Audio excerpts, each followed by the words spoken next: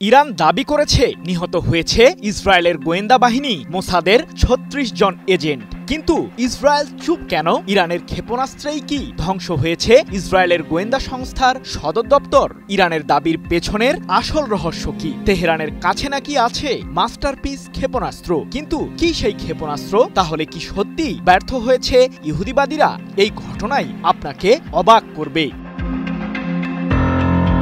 ইসরায়েলের বিরুদ্ধে operation true promise 3 পরিচালনা করার মাধ্যমে ইহুদিবাদীদের কড়া জবাব দিয়েছে ইরানের সর্বোচ্চ প্রতিরক্ষা বাহিনী IRGC। চলতি বছরের জুনের 12 দিনের ওই যুদ্ধে ইরান প্রমাণ করেছে দেশটির প্রতিরক্ষা সক্ষমতা ঠিক কতটা শক্তিশালী। এমনকি ইসরায়েল নিজেই ইরানের মিসাইলগুলোকে মাস্টারপিস ক্ষেপণাস্ত্র বলে দাবি করেছে, যা প্রমাণ করে ইরান শুধু হুমকিতেই নয়, যুদ্ধের মাঠেও সমান দক্ষ। 12 দিনের সাম্প্রতিক ওই যুদ্ধে ইসরায়েলের গোয়েন্দা সংস্থা মোসাদের সদর দপ্তরে ক্ষেপণাস্ত্র হামলা চালায় ইরান, আর এতেই ইহুদিবাদী সংস্থাটির ৩৬ জন এজেন্ট নিহত হয় এমন দাবি করে IRGCর মুখপাত্র ব্রিগেডিয়ার জেনারেল আলী মোহাম্মদ নাইনি বলেন, তেহরানের একটি জ্বালানি ডিপোতে ইহুদিবাদীদের হামলার পর আমরা তাৎক্ষণিকভাবেই ইসরায়েলকে কড়া জবাব দিয়েছি। ইরান 5 ঘন্টার ব্যবধানে ইসরায়েলের হাইফা শহরের 2টি তেল শোধনাগারে ক্ষেপণাস্ত্র হামলা চালিয়েছিল। মোসাদের সদর দপ্তরকেও টার্গেট করি আমরা। 8 ডিসেম্বর IRGCর এই মুখপাত্রের বরাতে বিষয়টি নিশ্চিত করেছে মধ্যপ্রাচ্য ভিত্তিক সংবাদ মাধ্যম মেহের নিউজ এজেন্সি।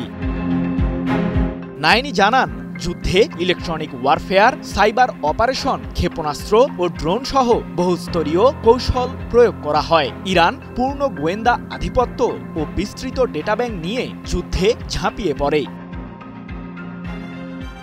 বাছাইকৃত কাঁচামাল ও স্বয়ংক্রিয় ইউরোপিয়ান মেশিনে তৈরি হয় all time honeycomb, all time healthy life. ইরানের বিরুদ্ধে যুদ্ধে মার্কিনী সহায়তায় ইসরায়েল তাদের সম্পূর্ণ বিমান প্রতিরক্ষা ব্যবস্থা ব্যবহার করেছে। তবুও IRGCর ছোড়া মিসাইলগুলোকে প্রতিহত করতে ব্যর্থ হয় ইহুদিবাদী সরকার। এমনটি জানিয়ে নাইনি আরও বলেন, ইসরায়েলের সামরিক ও গোয়েন্দা হতাহতের সংখ্যা ইরানের তুলনায় অবশ্যই বেশি। ইসরায়েলের একটি 32 তলা ভবনের আন্ডারগ্রাউন্ডে থাকা স্টক এক্সচেঞ্জ ডেটা সেন্টারেও হামলা চালাতে সক্ষম হই আমরা, যা -1 নামে পরিচিত। শুধু স্থল কিংবা আকাশ যুদ্ধেই ইরানকে পরাস্ত করার চেষ্টা চালায়নি ইসরায়েল, পাশাপাশি সাইবার জগতেও হামলা চালায় ইহুদিবাদীরা। নাইনির মতে, সংঘাতের সময় ইরান কমপক্ষে 400টি সাইবার আক্রমণের শিকার হয়। আপনি কি জানেন যুদ্ধের ফ্রন্ট লাইন কি? চলুন তাহলে আজকে জেনে নেই যুদ্ধের সব থেকে বেশি ব্যবহার হওয়া ফ্রন্ট লাইন আসলে কি। ফ্রন্ট লাইন যুদ্ধের সবচেয়ে স্পষ্ট আর সবচেয়ে বিতর্কিত রেখা। সামরিক পরিভাষায় একটি ফ্রন্ট লাইন হলো একটি সশস্ত্র বাহিনীর কর্মী এবং সরঞ্জামের সংঘর্ষের এলাকার সবচেয়ে কাছের অবস্থান, যা সাধারণত স্থল বাহিনীকে বোঝায়। যখন বিরোধী পক্ষের মধ্যে একটি ফ্রন্ট তৈরি হয়, তখন ফ্রন্ট লাইন হলো সেই এলাকা যেখানে প্রতিটি পক্ষের বাহিনী সংঘর্ষে লিপ্ত হয়। একটা সময় যুদ্ধের ময়দান মানে ছিল ধোঁয়া, বিশৃঙ্খলা আর গুজব বিস্ফোরণ, কিন্তু আজ এক ক্লিকেই দেখা যায় কোন শহর কার দখলে। রাশিয়া যখন 2022-এ পূর্ণাঙ্গ আক্রমণ শুরু করলো, তখনই এক নতুন যুদ্ধের সূচনা হয়েছিল, ডেটা বনাম প্রচারের যুদ্ধ। তবে সাম্প্রতিক সময়ে ডিপ স্টেট মানচিত্র এখন বিশ্বের অন্যতম নির্ভরযোগ্য উৎস। তারা স্যাটেলাইট ভিডিও আর সোশ্যাল মিডিয়ার পোস্ট ঘেঁটে রোজ রোজ আঁকছে যুদ্ধের নতুন মানচিত্র। ডিপ স্টেট এখন সত্য যাচাইয়ের এক মাপকাঠি। দ্য কিয়েভ ইন্ডিপেন্ডেন্টের বরাতে জানা যায়, তাদের তথ্য আসে শুধু ভিডিও বা টুইট থেকে নয়, বরং ইউক্রেনের ফ্রন্ট লাইনের ভেতরকার সৈন্যদের থেকেও। তবু তাদের কাজটা সহজ নয়, কারণ আজকের ফ্রন্ট লাইন আর এক টানা রেখা নয়, এটা একটা ধোঁয়াশা ছিদ্র ভরা জাল। 2025-এর ইউক্রেন মানচিত্রে একটাই শব্দ বেশি শোনা যায়, গ্রে জোন। এটা সেই জায়গা যেখানে দুই দিকের সৈন্যই আছে, কেউ পুরোপুরি দখল নিতে পারেনি। ড্রোনের যুগে বড় আক্রমণ নয়, রাশিয়া এখন এগোয় ছোট ছোট দল নিয়ে 2-3 জন সৈন্য ছায়ার মতো সরে গিয়ে ইউক্রেনের ভেতরে ঢোকে আর বিশৃঙ্খলা ছড়িয়ে দেয়। ফলাফল মানচিত্রে দেখা যায় এক অসম জ্যাগড লাইন, যুদ্ধের অনিশ্চয়তার প্রতিচ্ছবি। কিন্তু এই লড়াই শুধু মাটিতে নয়, মানচিত্রেও। রাশিয়া পতাকা তোলে ধ্বংসস্তূপে, আর ইউক্রেন পাল্টা জানায় আমরা এখনো আছি। দুই পক্ষেরই লক্ষ্য এক মন জয় করা। আজ ইউক্রেনের ফ্রন্টলাইন শুধু যুদ্ধের মানচিত্র নয়, এটা সত্য আর প্রোপাগান্ডার মাঝের সীমারেখা, যেখানে প্রতিটি পিক্সেল, প্রতিটি আপডেট হতে পারে জীবন মৃত্যুর পার্থক্য। আর প্রশ্নটা এখনো থেকে যায়, ফ্রন্টলাইন কোথায়? নাকি সবাই এক বিশাল গ্রে জোনে দাঁড়িয়ে আছে? ইউক্রেনে রাশিয়ার ব্যাপক হামলা, থেমে গেছে শান্তি আলোচনা। কোনো ফলাফল ছাড়াই শেষ হয়েছে যুক্তরাষ্ট্রের ফ্লোরিডা ইউক্রেন ও মার্কিন কর্মকর্তাদের মধ্যে চলতে থাকা 3 দিন ব্যাপী শান্তি আলোচনা। এদিকে আলোচনার শেষ দিন 6 ডিসেম্বর ইউক্রেনের বিভিন্ন শহর ও গুরুত্বপূর্ণ অবকাঠামো লক্ষ্য করে আকাশপথে বেশ বড় ধরনের হামলা চালিয়েছে রাশিয়া। সংবাদ মাধ্যম আল জাজিরার বরাতে জানা যায়, ফ্লোরিডায় গত শনিবার আলোচনার দিনে ইউক্রেনের প্রেসিডেন্ট ভলোদিমির জেলেনস্কি জানিয়েছেন তার সঙ্গে টেলিফোনে মার্কিন দূত স্টিভ উইটকফ ও জ্যারেড কুশনারের গঠনমূলক কথা হয়েছে। তবে দুই পক্ষই একটি বিষয়ে একমত, সত্যিকারের শান্তি প্রতিষ্ঠায় অর্থপূর্ণ অগ্রগতির জন্য মস্কোর ইচ্ছার ওপর পুরো বিষয়টি নির্ভর করছে। আলোচনায় কূটনৈতিক তৎপরতার পাশাপাশি যুদ্ধক্ষেত্রের বাস্তবতা তুলে ধরা হয়, যেখানে দেখা যাচ্ছে ইউক্রেনের পূর্বাঞ্চল জুড়ে অগ্রসর হচ্ছে রুশ বাহিনী। গত শুক্রবার ভোররাত থেকে ইউক্রেনে নতুন করে ব্যাপক আক্রমণ শুরু করে রাশিয়া। এই হামলায় রাশিয়া 653টি ড্রোন ও 51টি ক্ষেপণাস্ত্র ছুড়ে ইউক্রেনের জ্বালানি অবকাঠামো ও গুরুত্বপূর্ণ সামরিক বেসামরিক অবকাঠামো লক্ষ্য করে। হামলায় মোট 29টি এলাকায় আঘাত হানা হয় বলে নিশ্চিত করেন ইউক্রেনের স্বরাষ্ট্রমন্ত্রী ইহোর ক্লাইমেনকো। তিনি জানান এতে কমপক্ষে 8 জন আহত হয়েছে। হামলায় জাপোরিজিয়া পারমাণবিক ক্ষেত্রের বিদ্যুৎ সরবরাহ বিচ্ছিন্ন হয়ে যায় এবং সেখানকার রিঅ্যাক্টরের নিরাপত্তা নিয়ে তৈরি হয় শঙ্কা। এই পারমাণবিক অবকাঠামোর বন্ধ হয়ে যাওয়া 6টি রিঅ্যাক্টরকে ঠান্ডা রাখতে সার্বক্ষণিক বিদ্যুৎ সরবরাহ প্রয়োজন। বিষয়টি নিয়ে ইতোমধ্যে উদ্বেগ প্রকাশ করেছে আন্তর্জাতিক আণবিক শক্তি সংস্থা IAEA। বাছাইকৃত কাঁচামাল ও স্বয়ংক্রিয় ইউরোপিয়ান মেশিনে তৈরি হয় all time honeycomb, all time healthy life. ইউক্রেনের প্রেসিডেন্ট ভলোদিমির জেলেনস্কি অভিযোগ করেন সর্বশেষ হামলায় জ্বালানি অবকাঠামোতে প্রধান লক্ষ্যবস্তু করা হয়েছে। এছাড়া রাজধানী কিয়েভের কাছে একটি রেল স্টেশন ধ্বংস করে দেওয়া হয়। ইউক্রেনের বিমান বাহিনী জানিয়েছে তারা 585 ড্রোন ও 30টি ক্ষেপণাস্ত্র ভূপাতিত করেছে।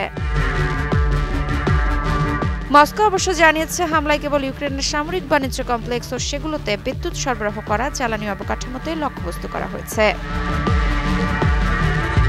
যুদ্ধক্ষেত্রে রাশিয়ার অগ্রগতির কারণে এখন কূটনৈতিক প্রচেষ্টার উপর জোর দেওয়া হচ্ছে ইউক্রেনের শান্তি প্রতিষ্ঠায়। কেবল নভেম্বর মাসে রাশিয়ার সৈন্য ইউক্রেনের দোনেৎস্ক অঞ্চলের লজিস্টিক হাব হিসেবে পরিচিত পোক্রোভস্কের 505 বর্গ কিলোমিটার এলাকা দখল করে নিয়েছে। এই ভূখণ্ড দখলের পরিমাণ অক্টোবরের প্রায় দ্বিগুণ। ডনবাসে রাশিয়ার কাছে পরাজিত হলে ইউক্রেন আর কি হারাবে? ডনবাস অঞ্চল নিয়ে রাশিয়া ইউক্রেনের মাঝে কিসের জন্য এত লড়াই? এই অঞ্চলটি কি শুধুই খনিজ পদার্থে সমৃদ্ধ, নাকি এর পেছনে লুকিয়ে আছে ইউক্রেনের বিশাল সামরিক গোপন রহস্য? ডনবাস থেকে ইউক্রেন সামরিক বাহিনী প্রত্যাহার না করলে অঞ্চলটিকে জোরপূর্বক দখলের হুমকি দিয়েছেন রাশিয়ার প্রেসিডেন্ট ভ্লাদিমির পুতিন। এমন পরিস্থিতিতে কি করবে এখন ইউক্রেন? প্রায় 1 দশকেরও বেশি সময় ধরে ইউক্রেনের পূর্বাঞ্চলীয় ডনবাস অঞ্চলকে নিজেদের নিয়ন্ত্রণে নেবার চেষ্টা চালিয়ে যাচ্ছে রাশিয়া। কিন্তু ইউক্রেনের বিরুদ্ধে তো রাশিয়া 2022 সালের ফেব্রুয়ারিতে যুদ্ধ শুরু করল। তাহলে কেন পশ্চিমা বিশ্লেষকরা বলছেন যে 1 দশকেরও বেশি সময় থেকে ডনবাস অঞ্চল দখলের চেষ্টা করছে রাশিয়া? রাশিয়া মূলত 2014 সাল থেকেই ডনবাস অঞ্চলে আক্রমণ চালিয়ে আসছে, আর এই কারণেই 2022 সালে ইউক্রেনের বিরুদ্ধে রাশিয়ার শুরু করা সামরিক অভিযানকে পূর্ণমাত্রার যুদ্ধ বলছেন পশ্চিমা সমরবিদরা। তবে চলমান যুদ্ধে ইউক্রেনের পূর্বাঞ্চলীয় এই অঞ্চলটির 85% এখন রাশিয়ার সামরিক বাহিনীর দখলে। যুক্তরাষ্ট্রের সাথে চলমান শান্তি আলোচনার মাঝে ইউক্রেনের উদ্দেশ্যে কয়েকটি শর্ত ছুড়ে দিয়েছেন রুশ প্রেসিডেন্ট পুতিন, যার মাঝে রয়েছে নির্দিষ্ট কিছু ইউক্রেনীয় অঞ্চল রাশিয়ার কাছে ছেড়ে দেওয়ার বিষয়টিও। আর ডনবাস অঞ্চলটিও পুতিনের সেই সমঝোতার শর্তে রয়েছে। কিন্তু শান্তি চুক্তির বিনিময়ে রাশিয়ার কাছে কোনো ধরনের ভূখণ্ড ছেড়ে দিতে অস্বীকৃতি জানিয়েছেন ইউক্রেনের প্রেসিডেন্ট ভলোদিমির জেলেনস্কি। প্রশ্ন হলো, দনবাস অঞ্চল দখলে নিতে কেন এত আগ্রহী রাশিয়া? এই অঞ্চলটি ইউক্রেনের শিল্প ও কয়লা খনির কেন্দ্রস্থল হিসেবে সর্বাধিক পরিচিত, যা দেশটির ভারী শিল্পের প্রতীক। আধুনিক ইউক্রেনের ইতিহাসে বেশিরভাগ সময় জুড়ে দনবাস ছিল অর্থনৈতিক চালিকা শক্তি। দোনেৎস্ক ও লুহান্স্ক অঞ্চলকে নিয়ে গঠিত দনবাস ধাতুবিদ্যা, কয়লা এবং রাসায়নিক কারখানায় সমৃদ্ধ ছিল। এখান থেকেই বিশ্বব্যাপী শিল্পের কাঁচামাল রপ্তানি করত ইউক্রেন। এক প্রতিবেদনে বিষয়টি নিশ্চিত করেছে ইউক্রেনের সংবাদ মাধ্যম দ্য কিয়েভ ইন্ডিপেন্ডেন্ট। বাছাই করা আলু আর স্পাইসি সিজনিং এ প্রাণ পোটাটা, চিপস নাকি বিস্কিট খেয়ে বুঝে নাও। যুক্তরাজ্য ভিত্তিক গবেষণা প্রতিষ্ঠান centre for economics and business রিসার্চের এক তথ্য বলছে, 2014 সালের আগে ইউক্রেনের জিডিপির প্রায় 15.7% দনবাস অঞ্চলের অর্থনীতি থেকে আসত। তবে রাশিয়ার আক্রমণ সব সমীকরণ বদলে দিয়েছে। ফলে ইউক্রেনের আন্তর্জাতিক রপ্তানি এবং বিদেশি বিনিয়োগ কয়েক গুণ হ্রাস পেয়েছে। দনবাস অঞ্চলের বেশিরভাগ বাসিন্দা রুশ ভাষায় কথা বলেন, আর রাশিয়া দীর্ঘদিন ধরেই তার আগ্রাসনকে ন্যায্যতা দিতে ভাষাগত সম্পর্ককে কাজে লাগিয়ে আসছে বলে অভিযোগ ইউক্রেনের। অঞ্চলটির 82% রুশভাষী মানুষ রাশিয়ার সম্পর্ককে নেতিবাচকভাবেই বিবেচনা করে।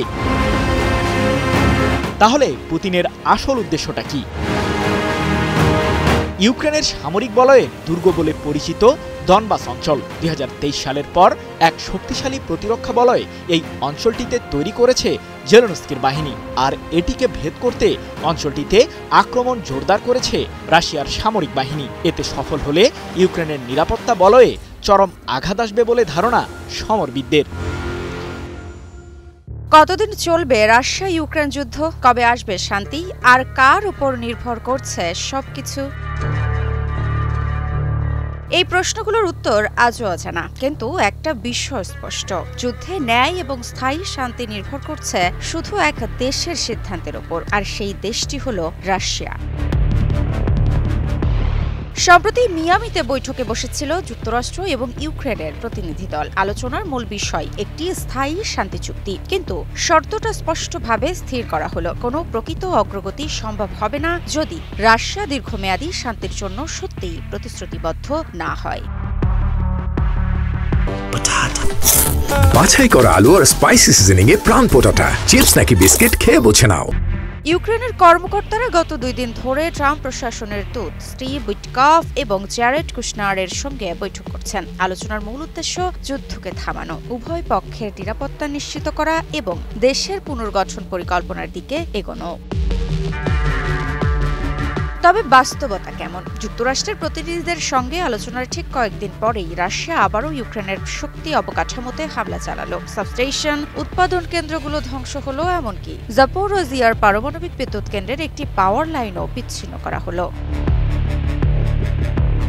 ইউক্রেনের বিমান বাহিনী জানিয়েছে, একদিনে রাশিয়া 653টি শাহেদ ধরনের আক্রমণকারী ড্রোন, 36টি ক্রুজ মিসাইল এবং 17টি ব্যালিস্টিক মিসাইল ব্যবহার করেছে। 29টি স্থানে মোট 60টি আঘাত নথিভুক্ত হয়েছে। যুক্তরাষ্ট্র ও ইউক্রেনের পক্ষ একমত, যুদ্ধ শেষ করতে হলে যুদ্ধবিরতি ও উত্তেজনা কমিয়ে বিশ্বাসযোগ্য পদক্ষেপ নেওয়া আবশ্যক, আর তাতে রাশিয়াকেই নিতে হবে মুখ্য ভূমিকা। ঋত্বিকা সিনহা বিশ্বাস। কে সত্যিই জিতছে এই যুদ্ধ, রাশিয়া নাকি ইউক্রেন? অথবা আমরা এমন এক ধূসর অবস্থার সাক্ষী যেখানে জয় বা পরাজয় বোঝা দেয়? রাশিয়ার সামরিক অগ্রগতি কি এমন শক্তিশালী যে ইউক্রেনকে ছাপিয়ে যাচ্ছে? অথবা অস্ত্র ঘাটতি ও সীমিত রিসোর্সের কারণে ইউক্রেনের প্রতিরোধ কমে যাচ্ছে? এই সংঘাত কি শুধু দুই দেশের মধ্যে, নাকি পুরো ন্যাটো ও মার্কিন রাজনৈতিক দৃশ্যপটকেও আলাদা করে দিয়েছে? সাম্প্রতিক মাসগুলোতে রাশিয়ার কৌশলগত অবস্থানের চোখে পড়ার মতো। উত্তর পূর্ব ইউক্রেন থেকে দক্ষিণের কৌশলগত শহর পর্যন্ত রাশিয়ার সৈন্য এবং যুদ্ধের কৌশল ক্রমাগত পাল্টেছে। ড্রোন ও রিমোট সেন্সর প্রযুক্তির ব্যবহার যেন এক নতুন যুদ্ধের রূপরেখা তৈরি করছে। কিন্তু প্রশ্ন একটাই, এই অগ্রগতি কি শেষ পর্যন্ত স্থায়ী হতে পারবে, নাকি এটা কেবল নির্দিষ্ট কোনো সময়সীমার জন্য? আর ইউক্রেনের অবস্থা? আন্তর্জাতিক সাহায্যের স্বল্পতা, বিশেষ করে ভারী অস্ত্র ও লং রেঞ্জ সিস্টেমের সীমাবদ্ধতা চাপ তৈরি করছে। কিন্তু এখানেই তাদের কৌশল, চতুর ছোট স্কোয়াড অপারেশন এবং স্বল্প ব্যয়ের ড্রোন স্ট্র্যাটেজি, যা কখনো কখনো রাশিয়ার প্রায়শই শক্তিশালী ফ্রন্টলাইনের ওপর আঘাত হানতে সক্ষম। এতে প্রশ্ন জন্মায়, শক্তি সবসময়ই জয় নিশ্চিত করে নাকি কৌশল ও চতুরতা আরও গুরুত্বপূর্ণ? এই যুদ্ধ শুধু ইউক্রেনের সীমান্তেই সীমাবদ্ধ নয়। ন্যাটো সদস্য দেশগুলোর মধ্যে ইতোমধ্যেই ফাটল দেখা দিয়েছে, কেউ সমর্থন বাড়াচ্ছে, কেউ দ্বিধার মধ্যে। আর যুক্তরাষ্ট্রের অভ্যন্তরীণ রাজনৈতিক বিভাজন এই সহায়তাকে অস্থির করে তুলেছে। বাছাইকৃত কাঁচামাল ও স্বয়ংক্রিয় ইউরোপিয়ান মেশিনে তৈরি হয় all time honeycomb, all time healthy life. এখন দেখা যাচ্ছে যে ড্রোন যুদ্ধের আধিপত্য নতুন একটি অধ্যায়ে প্রবেশ করেছে। ছোট স্বল্প ব্যয়ের ড্রোনের মাধ্যমে আকাশে প্রায় সবকিছুর নজর রাখা সম্ভব। রাশিয়া তাদের শক্তি দেখাচ্ছে, কিন্তু ইউক্রেনও অবাক করার মতো কৌশল চালাচ্ছে। কেন এই ছোট যন্ত্রগুলো এত বড় প্রভাব ফেলতে পারছে? এখানেই বোঝা যায়, আধুনিক যুদ্ধ শুধু সৈন্যের সংখ্যা বা ট্যাঙ্কের শক্তি নিয়ে হয় না, তথ্য, প্রযুক্তি এবং কৌশলই এনে দিতে পারে সাফল্যের চাবিকাঠি। তাহলে কে জিতছে? রাশিয়ার প্রচন্ড আগ্রাসন কি চূড়ান্ত সুবিধা এনে দিচ্ছে, আর ইউক্রেন তাদের অবস্থায় বাকি? এই সংঘাতের উত্তর হয়তো একেবারে স্পষ্ট নয়, কিন্তু একটি বিষয় নিশ্চিত, এই যুদ্ধ দেখাচ্ছে নতুন যুগের যুদ্ধ মানে কৌশল, প্রযুক্তি এবং আন্তর্জাতিক রাজনীতির এক জটিল সমীকরণ, যেখানে কে যে কখনকার ইউক্রেনের রাশিয়ার ড্রোন হামলার জবাবে ব্যাপক প্রতিক্রিয়া দেখিয়েছে পশ্চিমা সামরিক জোট ন্যাটো। তাহলে কি রুশ বাহিনীর সাথে যুদ্ধে জড়াতে চলেছে ন্যাটো? কারণ পোল্যান্ডের আকাশসীমায় উড়েছে ন্যাটোর বেশ কয়েকটি যুদ্ধবিমান, যেটিকে ঘিরে আন্তর্জাতিক রাজনীতিতে ছড়িয়েছে উত্তেজনা।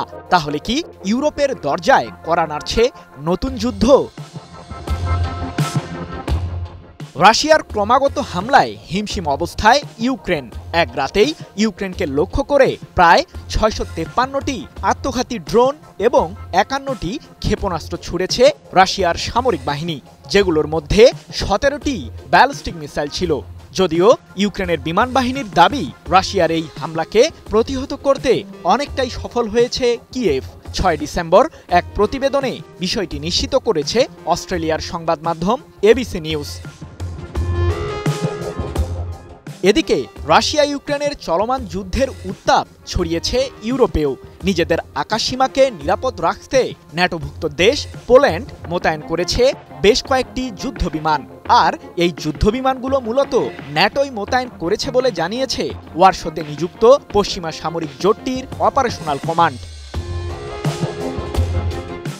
পুরো পোল্যান্ডের বিমান প্রতিরক্ষা ব্যবস্থাগুলোকেও সর্বোচ্চ সতর্কতায় রাখা হয়েছে, এমনটি জানিয়ে ন্যাটোর অপারেশনাল কমান্ড নিশ্চিত করেছে যে নিজেদের প্রতিরক্ষার জন্যই মূলত এই ধরনের পদক্ষেপ নেওয়া হয়েছে। তবে এটি কেবল ৪ ঘণ্টাব্যাপী স্থায়ী ছিল। পরবর্তীতে যুদ্ধবিমানগুলো ব্যারাকে ফিরিয়ে নেওয়া হয়েছে। কিন্তু পোল্যান্ডের আকাশে হঠাৎ করেই কেন যুদ্ধবিমান পাঠালো ন্যাটো? চলতি বছরের সেপ্টেম্বরে আন্তর্জাতিক আইন ভঙ্গ করে পোল্যান্ডের আকাশসীমায় রুশ ড্রোন ঢুকে পড়ার অভিযোগ তোলে ন্যাটো। রাশিয়ার সেই ড্রোনগুলোর মধ্যে অন্তত ৩টিকে ভূপাতিত করার দাবি করে ওয়ারশো। এ প্রসঙ্গে সে সময় পোল্যান্ডের প্রধানমন্ত্রী ডোনাল্ড টাস্ক বলেছিলেন, আমাদের আকাশসীমায় রাশিয়ার ছোড়া ১৯টি ড্রোন অনুপ্রবেশের তথ্য পাওয়া গেছে, যার কারণে দ্বিতীয় বিশ্বযুদ্ধের পর সবচেয়ে বেশি সংঘাতময় পরিস্থিতি বিরাজ করছে পোল্যান্ড ও রাশিয়ার মাঝে। বাছাইকৃত কাঁচামাল ও স্বয়ংক্রিয় ইউরোপিয়ান মেশিনে তৈরি হয় all time honeycomb, all time healthy life. ২০২২ সালের ফেব্রুয়ারিতে ইউক্রেনের বিরুদ্ধে পূর্ণমাত্রায় রাশিয়ার সামরিক অভিযান শুরুর পর এটি ছিল পোল্যান্ডের আকাশসীমায় প্রথম কোনো রুশ ড্রোনের অনুপ্রবেশের ঘটনা। যদিও এই ঘটনাকে কেবলই গুজব বলে উড়িয়ে দিয়েছে মস্কো। সৃজন মাহমুদ, নিউজ 24।